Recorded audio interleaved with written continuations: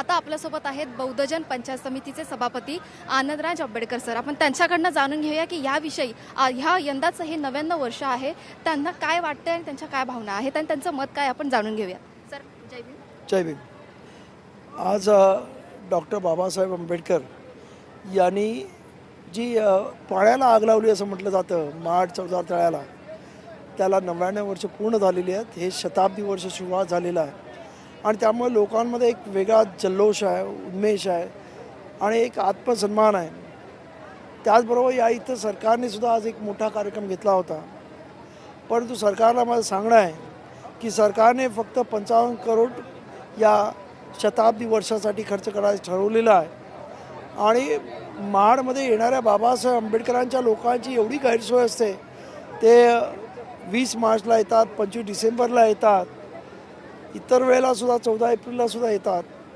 कारण हे एक ऐतिहासिक आणि न भूतो न भविष्यती आणि जगामधलं एकमेव असं ठिकाण आहे की ज्या इथे पाण्यासाठी या देशामध्ये बाबासाहेबांना क्रांती करावी लागली, बाबासाहेबांना आंदोलन करावं लागलं.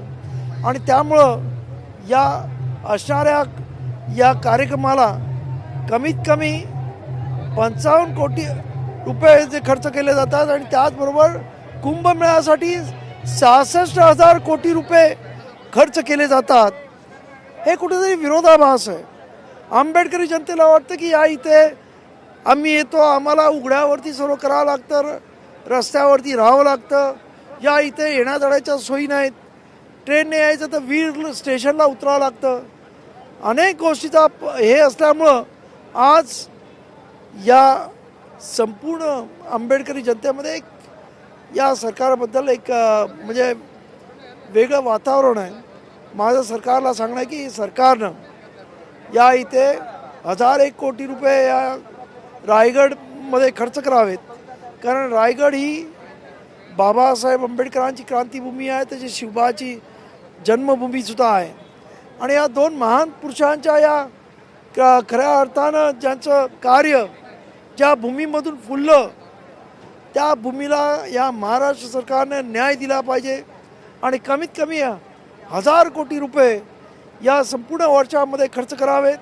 इथे जे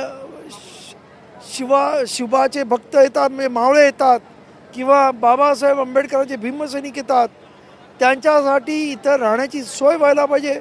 ज्या पद्धतीने पंढरपूरला वारकऱ्यांसाठी तिथे सोय करण्यात आलेली आहे, त्याच पद्धतीने या महाडमध्ये सोय झाली पाहिजे. त्याचबरोबर या इथे अनेक गोष्टी आहेत की अनेक गैरसोयी आज महाडमध्ये आहेत.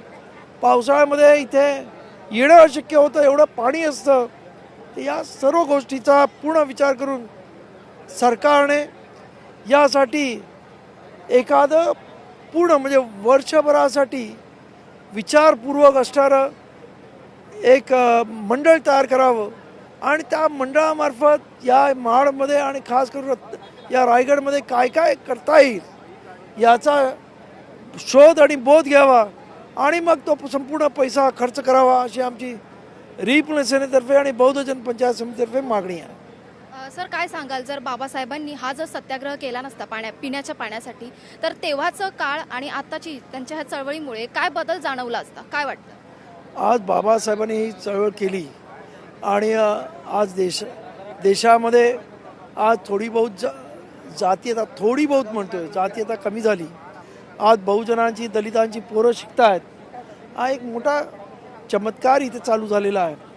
त्यामुळं माझं असं म्हणणं आहे, जर बाबासाहेबांनी क्रांती केलीच नसती तर हा देश अजूनही अंधश्रद्धेमध्ये, जातीमध्ये विभागलेला असता, अजूनही तो आफ्रिकेच्याच लेवलला असता. आज आपण इथे जे स्वप्न बघतोय महासत्ता बघण्याचं, जरी बाबासाहेबांनी एवढं केलं तरी आज आपण पाहतो जातीयता नष्ट होत नाही. हे सर्व दुर्दैव आहे. त्यामुळे बाबासाहेबांनी केलेल्या क्रांतीमुळंच आज या देशातल्या महिला राष्ट्रपती होत आहेत. काही आपल्या माहिती की त्या यानातून म्हणजे याच्यामध्ये सुद्धा जात आहेत, वेगवेगळ्या प्रकारे सायंटिस्ट होत आहेत, डॉक्टर, इंजिनियर्स होत आहेत, वकील होत आहेत. ही सर्व क्रांती बाबासाहेबांमुळे झालेली आहे आणि त्यामुळं बाबासाहेबांचे ऋण या देशामधल्या प्रत्येक माणसावर आहे, असं माझं म्हणणं आहे. तर आपण पाहिलं की आनंदराज सरांनी आपलं मत आणि मत मांडलंय आणि पुढचं वर्ष हे 100वं असेल तर त्याचं नियोजन कशा पद्धतीने करावं हे सुद्धा त्यांनी इथे मांडलं आहे.